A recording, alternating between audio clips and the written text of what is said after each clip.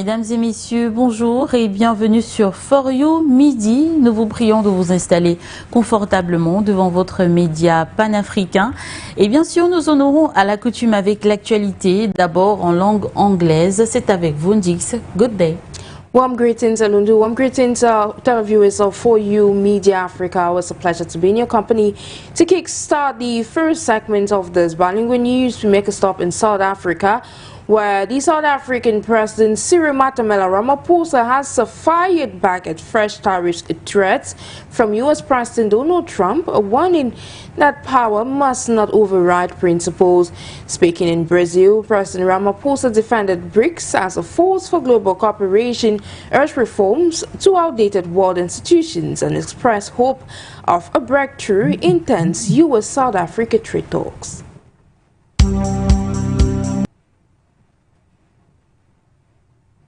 South African President Cyril Ramaphosa strongly pushed back against new threats from Washington. Speaking in Rio de Janeiro on Monday, Ramaphosa responded to U.S. President Donald Trump's announcement of an additional 10% tariffs on nations, aligning with what he called anti-American policies of BRICS. Ramaphosa said, and I quote, "It cannot be that might should now be right," end of quote, emphasizing there should never be vengeance or retribution against countries pursuing cooperation and the broader interests of humanity. He described BRICS not as a rival to institutions like the United Nations or the G20, but as one of several new centers of global power working to enhance governance and development. Calling the bloc's latest joint statement a beautiful declaration, Ramaphosa said it seeks to uplift people worldwide. Similarly, White House Secretary Caroline Leavitt stated the U.S. President Donald Trump thinks the bloc is undermining United States interests. He's closely monitoring it, which is why he put out a statement himself. He does not perceive these countries as growing stronger. He just perceives them as trying to undermine the United States interests, and that's not okay with him, no matter how strong or weak a country may be. President Ramaphosa also noted that BRICS has unanimously condemned Israel's unilateral strike on Iran and renewed its demand for ceasefire in Gaza to hold what he termed the slaughter and genocide of the Palestinians. On global governance, Ramaphosa stressed that calls from Africa and the wider global south to reform the United Nations Security Council are gaining traction, highlighting the urgent need to modernize institutions built a decade ago. Turning to South Africa's delicate trade talks with Washington amidst Trump's looming tariff deadlines, Ramaphosa said Pretoria has tabled a clear proposal and is waiting a U.S. response this week. He remained optimistic, adding that everything is negotiable, even timelines. Trump earlier on cut financial aid to South Africa, citing concerns over land reform laws, Pretoria's genocide case against Israel at the ICJ, and closer ties with Iran. But Ramaphosa insisted at White House meeting with Trump in May successfully reset relations to prioritize trade despite today's turbulent global landscape. On the sidelines of a youth tour in East African nation of Rwanda, the nation's Minister of State for Youth and Arts, Sandrine Umutoni, has called on the youth in the diaspora to become architects of Kigali's rebirth. She made the clarion call at the 5th edition of the Rwandan Youth Tour on Monday. Bukamarambi went through this latest developments in our reports. Rwandan youth in the diaspora kick-started the 5th edition of the Rwanda Youth Tour on Monday at North Kigali. Speaking during the significant event initiated by the Ministry of Foreign Affairs and International Cooperation, the Minister of State for Youth and Arts, Sandrine Umutoni, called on the young people abroad to play an active role in shaping the country's future and also become architects of Rwanda's rebirth by contributing their skills, mindsets, and energy. She stressed the pivotal need for the youth in the diaspora to have a knowledge of their history and contribute meaningfully to its continued transformation. It's worth noting that since the conception of the Youth Tour, the initiative has inspired several participants to return and invest in Rwanda. Participants, including both returning attendees and first-time visitors, answered presents at the tour as it drew nearly 100 Rwandan youth from 7 countries including Belgium, Canada, the UK, Senegal, Uganda and Italy. The move offers an opportunity to reconnect with their homeland and deepen their understanding of the country's culture, values and development trajectory. Meanwhile, to talk about relations between Egypt and Ethiopia, an Egyptian political expert has slapped Ethiopia's completion of the Grand Renaissance Dam, JAD accusing Addis Ababa of breaching international law and threatening Egypt's water security. Cairo wants Ethiopia's defiance could force a tough response as mediation efforts continue to stall. In Cairo on Monday, Egyptian lawyer and vice president of the Arab Center of Political and Strategic Studies, Mukhtar Gobashi, sharply criticized Ethiopia's handling of the Grand Ethiopian Renaissance Dam, or JAD, accusing Addis Ababa of violating international laws governing transboundary rivers and disregarding established norms between upstream and downstream nations. Gobashi noted that Egypt had previously sought mediation through the African Union, the United States, and the World Bank, but these efforts have stalled before any binding agreements could be signed. He also pointed to failed attempts to countries like Russia to help resolve the crisis. Calling the now the lifeblood of more than 100 million Egyptians, Gobashi stressed that Cairo would never compromise on its water security, warning that Ethiopia's continued defiance might compel Egypt to take decisive action as the dispute touches on the core national security interests. He argued that some international issues, including the JAD dispute and the Palestinian question, simply do not lend themselves to diplomatic solutions. Gobashi further lambasted Ethiopia's invitation for Egypt and Sudan to attend the dam's inauguration, labeling it a provocative act that Egypt could not accept in the absence of real partnerships or binding guarantees to protect its water rights. He also cast doubts on Washington's role as a mediator, citing what he described as U.S. procrastination during the Trump era and a foreign policy driven more by interest and alliance than by international law or moral standards. Meanwhile, Ethiopian Prime Minister Abiy Ahmed has announced the dam's completion, extending invitations to Egypt and Sudan for its opening, an overture that Cairo firmly rejected. The long-standing JAD dispute thus remains unresolved despite multiple rounds of international mediation. Comoran President Azali Assoumani has called on the youth of his nation to engage in enhancing the country's economy. He was speaking on Sunday over the weekend as Comoros celebrated 50th anniversary of its independence. Bukamarambi tells us more.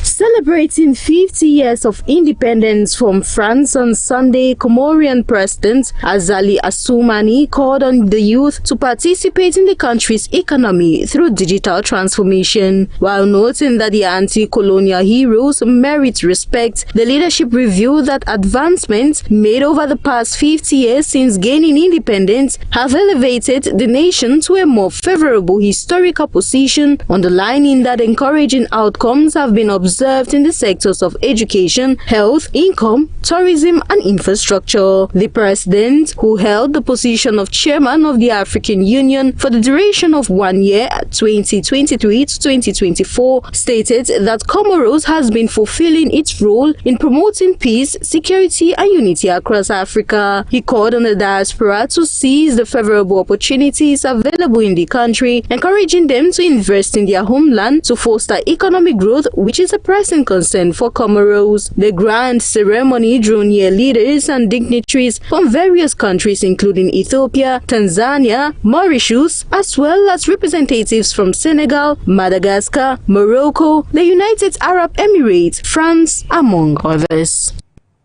To wrap up this first segment, we now talk something else where the Economic Commission of Africa, ECA, Executive Secretary Clavier Gatete has asserted that Africa an estimated of $1.3 trillion annually to meet the United Nations Sustainable Development Goals SDGs.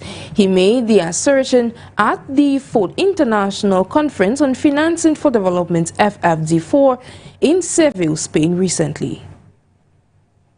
Speaking at the 4th International Conference on Financing for Development, FFD4 in Seville, Spain, the UN Under-Secretary General and Executive Secretary of the Economic Commission for Africa, ECA, Clavier Gatete, disclosed that Africa needs an estimated $1.3 trillion annually to meet the UN Sustainable Development Goals SDGs. He also revealed that the main issue in Africa it is its high indebtedness, stating, Main issue, which I would call the elephant in the room for Africa, is the high indebtedness, where the African countries are paying close to 100 billion every year in terms of the interest rate. There is less to be invested in the social safety nets, in health, in education, in other areas. And at the same time, it causes macroeconomic imbalance because you are paying it in hard currency, using your local currency, meaning that your reserves go down and you don't have excess to be able to intervene in the market and provide the hard currency for people who are importing goods and services. And what we are trying to do now is how do we address this issue of debt, which used to be sort of within the context of the high indebted poor countries, especially using the Paris Club, which are the members that really had much of the biggest debt, and they had a formula on how to address it. But now there are many lenders. There are non-Paris Club members. There is also the private sector.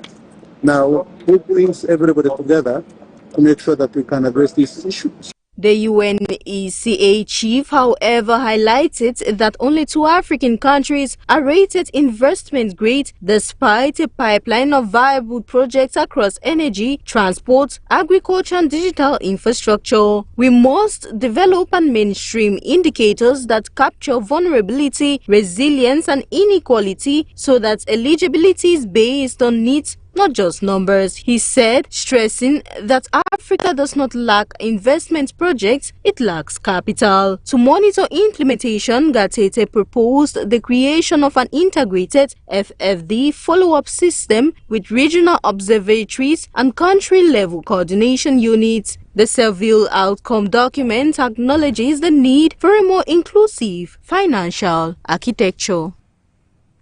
And that report on global financing brings us to the end of the first segment of this bilingual news. Stay with us. It continues in the French language. Habari Lundu. Thank you so much, Njix. Mesdames et messieurs, il est 10h12 à Moscou, 11h12 à Ouagadougou et 12h12 à Yaoundé. Et nous démarrons le tour de l'actualité par l'UMOA qui dément les rumeurs de paralysie dues à des tensions entre les présidents Alassane Ouattara et Ibrahim Traoré, affirmant que la décision de non-rotation à la tête du Conseil des ministres a été prise pour garantir la stabilité et la continuité dans la prise de décision dans la sous-région. On fait le point avec vous, Bala.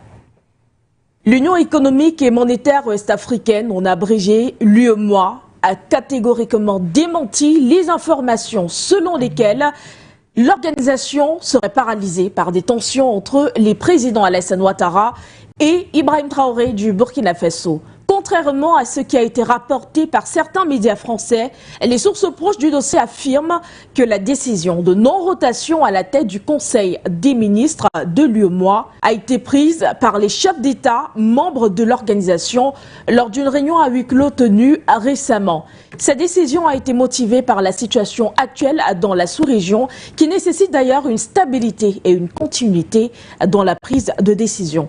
Les chefs d'État membres de l'UEMOA ont jugé nécessaire de maintenir la stabilité institutionnelle de l'organisation afin de garantir la poursuite des activités et même des projets en cours. Notons que le ministre ivoirien des Finances, Adama Coulibaly, assure actuellement la présidence du Conseil des ministres de l'UEMOA, fonction qu'il occupe depuis 2 ans. Avant lui, les ministres du Bénin et du Togo ont également occupé cette fonction pour des périodes similaires. Cette continuité dans la direction de l'organisation est un signe de la stabilité et même de la maturité de l'UEMOA. Il convient également de noter que la France, en tant que pays garant de la convertibilité illimitée du franc CFA, entretient des échanges avec les instances de l'UEMOA sans y être obligé. Ces échanges visent à maintenir la stabilité financière et même économique dans la sous-région et sont également régis par des accords et des protocoles spécifiques qui, selon des sources proches du dossier, ne sont toujours pas respectés. On rappelle, certains médias avaient récemment rapporté que l'UEMOA était paralysé par un bras de fer entre Alassane Ouattara et Ibrahim Traoré autour de la présidence du Conseil des ministres. Cependant, des sources proches du dossier ont formellement démenti ces informations, affirmant que les décisions de l'UEMOA sont prises dans l'intérêt de la sous-région et non en fonction d'intérêts personnels ou même nationaux. Les instances de l'UEMOA ont ainsi confirmé leur engagement à poursuivre les activités et les projets en cours dans le but de promouvoir le développement économique et social de la sous-région. Merci à vous, Bala. Et du côté de la RCA, qui ambitionne de reconstruire son armée dans un contexte de défis sécuritaires prononcés, c'est dans cet élan que le président Touadéra a accordé ce lundi 7 juillet 2025 à la Cité des chefs d'État une audience aux membres du comité chargé du recrutement de 1800 jeunes centrafricains pour une formation militaire en Ouganda. Les détails dans ce récit de J-Photo. C'est accompagné du chef d'état-major de l'armée centrafricaine, le général d'armée Zéphirin Mamadou, que le comité a présenté au président Touadéra, chef suprême des armées, le bilan à mi-parcours du processus de recrutement de 1800 jeunes centrafricains pour une formation militaire en Ouganda. Le processus de recrutement est enclenché depuis le 27 juin dernier. Nous travaillons étroitement avec les autorités militaires centrafricaines afin de recruter 1800 jeunes centrafricains âgés de 22 ans et jouissant d'une parfaite santé pour bénéficier d'une année de formation en technique de base militaire en Ouganda. Ce dernier s'est également réjoui du processus qui a atteint 82% en ce moment. Côté centrafricain, le général Zéphirin Mamadou a loué l'initiative politique du président de la République, Faustin Archange Touadéra, de faire participer tous les fils et filles des 7 régions du pays au processus de la reconstruction de l'armée nationale. À ce jour, le processus avance bien. Nous avons déjà recruté 1400 candidats et nous comptons revoir le critère d'âge jusqu'à 24 ans pour donner l'opportunité aux autres jeunes compatriotes de bénéficier de cette formation. Bien que le Centrafrique et l'Ouganda ne partagent pas une frontière commune, la signature de l'accord de coopération dans le domaine de la défense en 2024 entre les deux chefs d'État traduit un engagement envers un partenariat solide devant permettre à de nouvelles recrues de bénéficier d'une formation en technique de base militaire, en commandement et en administration militaire en Ouganda. Une décision majeure visant à terme à combattre la menace djihadiste dans un contexte de défis sécuritaire persistant. Merci à vous, J-Photo. 5 pays ouest-africains, donc le Togo, le Bénin, la Côte d'Ivoire, le Ghana, le Burkina Faso, ont adopté une déclaration conjointe pour renforcer la coopération régionale en matière de sécurité et de protection des réfugiés. Bala, une fois de plus.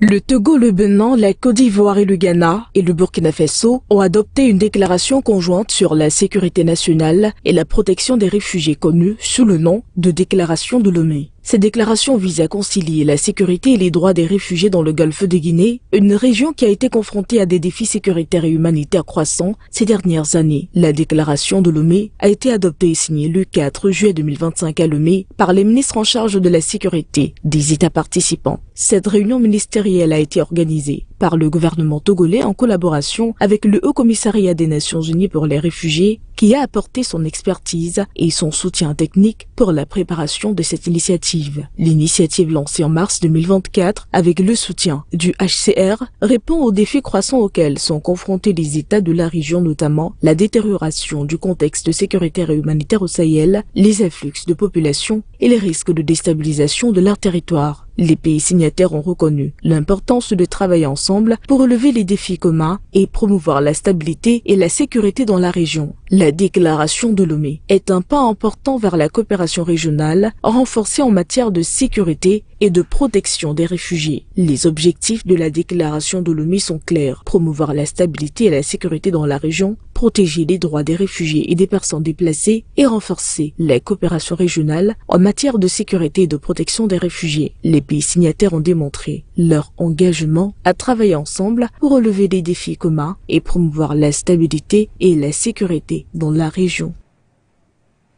Et sur les propos du chef de la diplomatie russe à présent, alors que le sommet des BRICS s'est tenu depuis le dimanche 6 juillet au lundi 7 du même mois, il a été marqué par des discours et échanges structurés saluant l'apparition et l'avancement des BRICS. Dans le même sillage, Sergueï Lavrov a critiqué la politique néocolonialiste des créanciers occidentaux. Retour sur cette prise de parole du ministre russe des Affaires étrangères avec vous, Bégoudé Madone. S'exprimant à l'aune du sommet des BRICS à Rio de Janeiro, le ministre russe des Affaires étrangères Sergueï Lavrov a déclaré que les BRICS étaient aujourd'hui une fenêtre pour la transformation de l'économie mondiale. C'était lors de la session plénière sur le thème « Renforcement du multilatéralisme, des relations financières et économiques et de l'intelligence artificielle ». Pour Lavrov, la politique de la dette imposée par la Banque mondiale et le Fonds monétaire international crève même les pays développés, ce qui pousse la majorité à se ruer vers une nouvelle fenêtre économique, un nouvel ordre mondial. C'est là qu'entre en jeu l'organisation des BRICS, censée inverser la vapeur du recours constant à ces créanciers de l'Occident, qui n'ont pour conséquence que l'augmentation de la dépense des pays concentrés sur la dette, au lieu de l'investissement au développement, couplé d'une approche néocolonialiste qui s'enracine. Selon Sergueï Lavrov, les BRICS sont un levier solide et fiable pour une économie plus juste.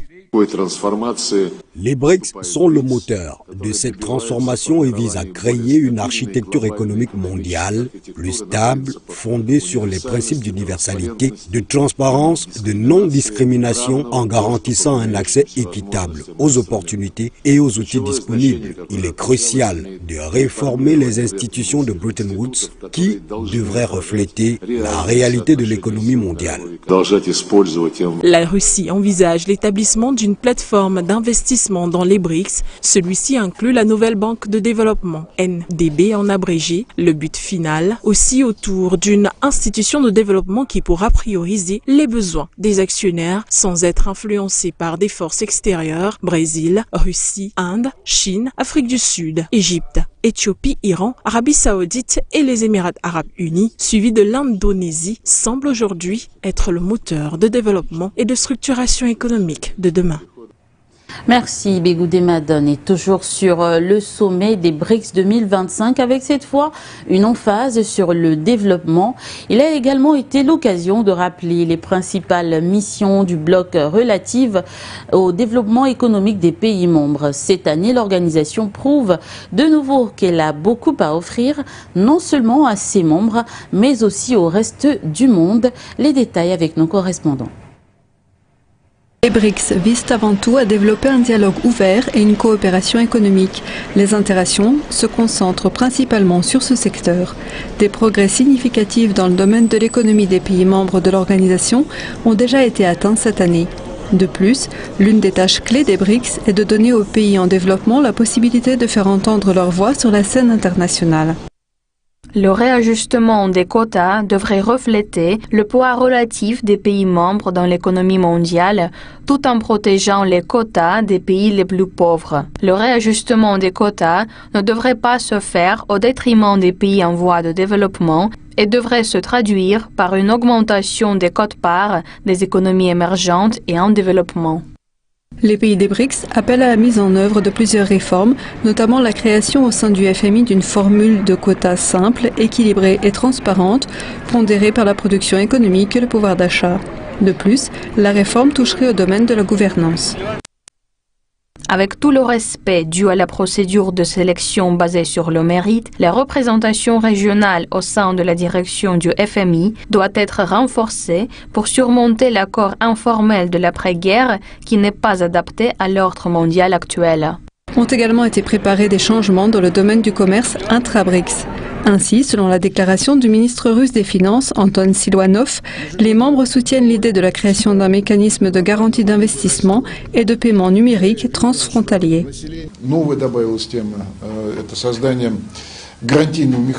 Nous avons abordé un nouveau thème, la mise en place d'un mécanisme de garantie appuyé par la nouvelle banque de développement. La plupart des participants ont soutenu la formation d'un groupe de travail et nous avons proposé des mécanismes concrets pour la constitution d'une campagne de réassurance similaire à la nouvelle banque de développement en tant qu'organisation internationale. Car nous voyons que la capacité d'assurance des pays membres des BRICS est insuffisante. Les principales compagnies d'assurance sont celles des pays occidentaux, bien que le volume des transports, le volume des échanges entre nos pays augmente chaque chaque année. Par conséquent, la nécessité de créer un mécanisme d'assurance indépendant dans les pays des BRICS est évidente. Ces décisions ont été prises aujourd'hui lors d'une réunion des ministres des Finances et des banques centrales et sont incluses dans le document final concerné. Dans l'espace des BRICS, la nouvelle banque de développement fournira des garanties de prêts aux banques opérant dans chaque pays pour financer de grands projets d'infrastructure. Je pense que c'est un bon mécanisme. Tous les pays ont appuyé cette idée qui a été avancée par la présidence brésilienne. Nous avons abordé la question des actifs financiers numériques, des monnaies numériques des pays BRICS. L'utilisation des actifs financiers numériques en tant qu'élément de règlement a été examinée au cours des débats et de la session des banques centrales. Nous sommes convenus que ce domaine continuerait à évoluer car les nouveaux instruments financiers devraient évidemment être présents au programme des BRICS. Les questions des paiements transfrontaliers utilisant les capacités numériques et la création et l'utilisation d'actifs financiers numériques pour ces règlements étaient parmi les sujets à l'agenda de la Banque centrale. Comme l'a déclaré le ministre russe des Finances, la nouvelle banque de développement, initialement conçue comme un outil d'assistance, élargit ses capacités. En conséquence, chaque année, de plus en plus de pays souhaitent rejoindre non seulement les BRICS, mais aussi la banque. Lors de la 10e réunion anniversaire du Conseil des gouverneurs de la nouvelle banque de développement à Rio de Janeiro, au Brésil, les demandes d'adhésion de la Colombie et de l'Ouzbékistan ont été approuvées. Avec la participation de ces pays, le nombre de pays membres de la nouvelle banque de développement est passé à 11.